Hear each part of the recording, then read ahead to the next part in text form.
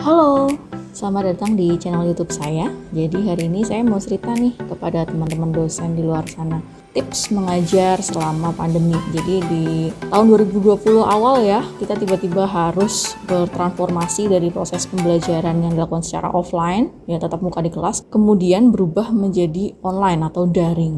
Nah, ini jujur merupakan sebuah tantangan bagi kita sebagai pendidik, bagaimana kita bisa menyampaikan materi dengan segala keterbatasan. Jadi kalau dari saya, itu secara umum melakukan pembelajaran secara kombinasi antara sinkronus dan asinkronus. Asinkronusnya saya buat video pembelajaran, kemudian saya unggah di YouTube. Nah, sinkronusnya pada saat pelaksanaan atau jadwal mata kuliah tersebut, biasanya saya sudah memberikan instruksi nih, mahasiswa harus apa aja. Yang pertama menyimak video pembelajaran itu, nanti setelah selesai menyimak, kita akan melakukan meeting. Jadi pada saat mahasiswa bertemu kita di meeting, itu tidak lagi membahas materi dari awal, tetapi sudah tinggal proses diskusinya saja.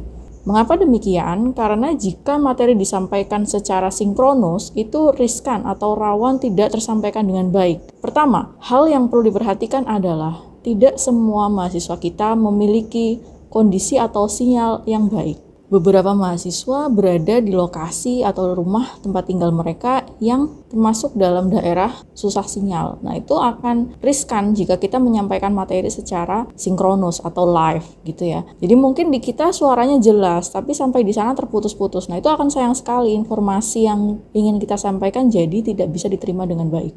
Oleh karena itu, dalam penyampaian materi, saya siasati dengan membuat video pembelajaran dan diunggah di YouTube.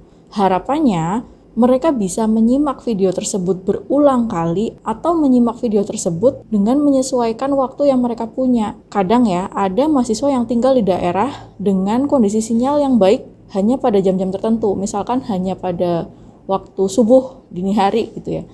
Kalau kita sudah unggah videonya, mahasiswa sudah punya link materinya, mereka bisa menyesuaikan itu. Tapi proses asinkronus itu harus dikunci dengan sinkronus, jadi tetap harus ada tatap muka nih, biar mereka tidak lost. Sekaligus untuk menyamakan persepsi ataupun menjawab pertanyaan-pertanyaan yang mereka dapatkan selama mereka belajar mandiri melalui video yang sudah kita unggah.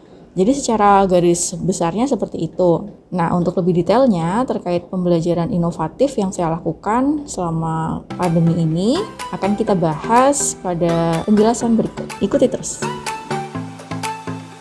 Oke, jadi seperti yang sudah saya jelaskan di depan bahwa saya menggunakan metode sinkronus dan asinkronus pada saat proses pembelajaran. Jadi biasanya saya akan memberikan instruksi bagi mahasiswa itu H-1 atau hari H, tapi beberapa jam sebelum pelaksanaan mata kuliah itu dimulai, sehingga mahasiswa sudah tahu, oh hari ini mata kuliah dengan Bu Riza harus apa nih gitu ya. Sebagai contoh ini ya, jam 11.30 sampai 12.20 ada meeting. Nah, pada saat proses diskusi itu saya memanfaatkan fasilitas breakout room dari Microsoft Teams ya. Jadi kalau kita buat meeting di sini, nah kita bisa membreakout teman-teman mahasiswa ke dalam kelompok kecil ya. Jadi ini ada breakout rooms. Nah, kemudian bisa kita automatically aja. Kita mau bagi mereka menjadi berapa kelompok. Misalkan ada 5 kelompok. Lalu create room.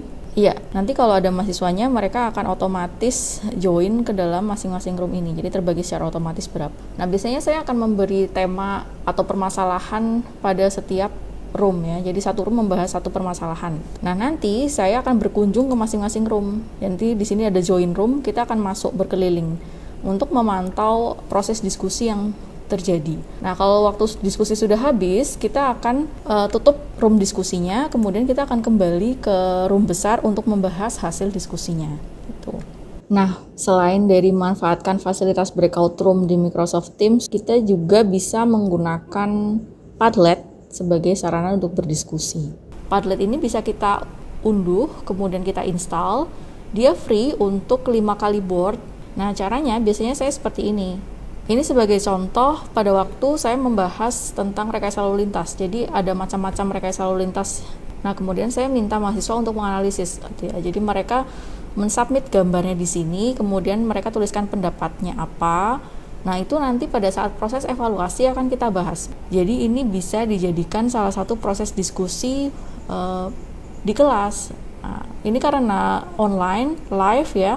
Jadi mahasiswa bisa tahu mana nih rekayasa lalu lintas yang sudah disampaikan oleh temannya, sehingga harapannya dia akan mencari contoh yang lain gitu. Atau contoh yang lain juga ya, jadi membahas klasifikasi jalan, kemudian saya minta mereka untuk menentukan jalan di mana yang masuk dalam kelompok jalan arteri, kolektor, dan lokal. Jadi mereka mensubmit foto hasil temuannya, kemudian pendapatnya apa gitu, nanti akan dibahas pada saat meeting. Nantinya ini bisa kita cetak dalam bentuk PDF untuk dibagikan kembali di kelas. Contohnya seperti ini. Nah, ini adalah contoh dari hasil diskusi yang sudah kita bahas di kelas. Jadi report dari hasil diskusi itu tidak hilang, tapi bisa langsung dibagikan kembali kepada mahasiswa untuk menjadi suplemen terkait materi yang sedang dibahas. Jadi selain breakout room dan Padlet yang saya gunakan untuk berdiskusi, saya juga biasanya membuat games atau kuis atau komik yang digunakan untuk menarik mahasiswa dalam mempelajari materi yang sedang saya ajarkan, gitu ya. Untuk games itu banyak webs yang bisa kita gunakan ya, dari Genially ataupun Wordwall, nanti akan saya tunjukkan setelah ini. Kita bisa membuat banyak games menarik, dari mulai yang sederhana seperti mencari kata ataupun teka-teki silang juga bisa, ataupun games interaktif lain yang membuat mahasiswa senang dulu nih. Kalau mahasiswanya sudah senang dengan proses pembelajarannya, harapannya dia akan tertarik untuk mempelajari lebih lanjut terkait materi tersebut. Jadi biasanya games ini saya taruh di awal sebelum mempelajari materi, atau bisa juga dijadikan bahan evaluasi. Jadi setelah proses pembelajaran, kemudian saya minta evaluasinya tidak menggunakan kuis atau assignment ya, karena itu biasanya tegang dulu mahasiswa nih kalau disuruh mengumpulkan tugas. Tapi evaluasinya saya buat games gitu. Jadi mereka main games terkait materi yang sudah dipelajari hari ini gitu. Nah, seperti apa? Kita simak videonya ya. Jadi salah satu games yang pernah saya buat, yang pertama adalah seperti ini. Jadi bisa dibaca di sini, saya menyampaikan instruksi, ada tatap muka nih jam 19.30. Tapi sebelum kalian join nanti, kalian bisa main games dulu di sini. Kemudian kita klik. Ya, intinya mahasiswa diminta untuk mencari faktor yang akan kita bahas pada malam harinya. Tapi kita caranya dengan games ya. Jadi ini kepadatan. Nanti dari sini harapannya mahasiswa udah interest dulu nih, ternyata ada 6 faktor yang harus saya pelajari nanti malam nih. Jadi harapannya mereka akan mencari tahu dulu sebelum nanti join pada meeting di malam hari. Nah, letter grid itu bisa kita buat melalui situs yang namanya wordwall.net. Ada banyak materi yang bisa kita buat, dari mulai match up ya sampai flip tiles, jadi tebak-tebakan gambar. Tinggal bagaimana kita bisa menerjemahkan kira-kira mata kuliah yang ini cocoknya dibuat games yang mana ya. Dia gratis sampai 5 kali pembuatan ya. Dan enaknya si Wordwall ini dia bisa merekap aktivitas dari mahasiswa yang memainkan games kita. Nanti bisa ketahuan nih siapa yang skornya paling tinggi, siapa yang menjawab dengan betul paling cepat, itu bisa ada recordnya. Nah, misalkan ini untuk games komponen lalu lintas ya. Nah, di sini bisa ketahuan nih siapa yang peringkat 1, berapa betulnya, waktunya berapa, itu semua ada. Nah, Wordwall ini selain letter grid yang pernah saya buat, itu juga ada Pacman ya. Jadi semua orang kayaknya tahu lah Pacman. Jadi di Pacman ini mahasiswa diminta untuk mencari jawaban tapi sekaligus menghindari dari monster yang mengejarnya. Nah, ini contohnya kalau kita bikin maze case atau biasa dikenal dengan Pacman ya. Nanti akan ketahuan juga reportnya, siapa yang paling cepat menjawab dengan betul. Kalau salah nanti ada notifnya. Jadi game-games ini akan digunakan untuk memantik rasa ingin tahu, atau minimal tuh biar mahasiswa tuh tertarik dulu dengan mata kuliah kita. Harap kalau sudah tertarik, mereka akan senang dalam belajar dan mau mempelajari lebih lanjut terkait materi yang akan kita ajarkan. Nah, selain Wordwall, kita juga bisa menggunakan situs lain untuk membuat media pembelajaran inovatif yang kita lakukan. Salah satunya adalah Genially. Jadi di Genially ini ada banyak template yang bisa kita gunakan. Tinggal bagaimana kita sesuaikan dengan materi yang sedang kita ampu. Sebetulnya basicnya ini adalah pilihan ganda. Cuman kalau kita buat pilihan ganda dalam bentuk assignment itu kan terlalu kaku ya, mahasiswa nggak fun ngerjainnya. Belajarnya nanti dengan penuh tekanan. Tapi kalau game seperti ini harapannya mereka lebih rileks dan bisa menikmati mata kuliah yang sedang kita ajarkan. Jadi intinya di sini mereka suruh menjawab pertanyaan kemudian memilih jawabannya. Persis pilihan ganda. Yang membedakan adalah cara mereka memilihnya. Nah, ini kita menggunakan obor untuk mencari jawabannya. Kalau betul, mereka akan lanjut ke pertanyaan berikutnya. Di Genially sendiri ada banyak template yang bisa kita gunakan. Genially ini sama kayak Wordwall ya, dia free Tapi kalau kita mau bayar, maka kita bisa mendapatkan fitur yang lebih advance. Cara menggunakan Genially, kita bisa masuk ke situsnya. Jadi ini ya, genial.ly. Nah, kita bisa sign up dulu kalau belum pernah punya akun, atau langsung login kalau kita sudah pernah buat, kemudian go to my panel. Nanti di Genially ini akan ada banyak pilihan ya, apakah kita mau membuat presentasi, interaktif gambar, infografis, game, atau yang lain. Jadi bisa disesuaikan dengan kebutuhan kita. Nah, ini beberapa contoh Genially yang sudah pernah saya gunakan. Jadi yang pertama ada interaktif image ya.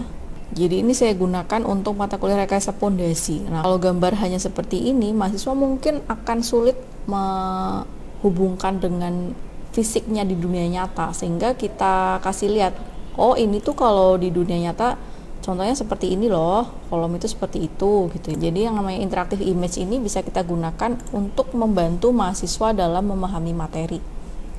Nah, selain itu kita juga bisa memanfaatkan Genially untuk membuat komik. Jadi komik itu saya pakai biasanya untuk materi pengantar sebelum kita masuk ke pembahasan dari materi pada mata kuliah tersebut.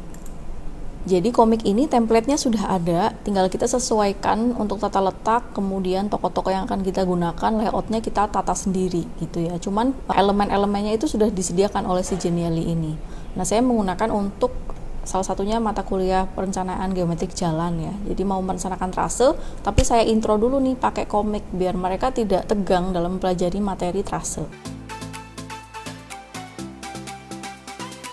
Nah, nanti di akhir komiknya memang sengaja dibuat menggantung yang jawabannya adalah ada di materi pembahasan gitu. Nah, ini contohnya seperti ini ya. Kalau tahapan trase yang lain gimana kak? Kakak lupa, kamu lihat videonya Bu Risa aja ya. Nah, kalau klik link di sini, maka dia akan menuju video asinkronus yang sudah saya buat gitu ya. Kemudian mereka akan menyimak. Nah, setelah selesai menyimak materi ini, mereka akan join meeting di kelas untuk melakukan proses pembelajaran sinkronus dengan saya di kelas.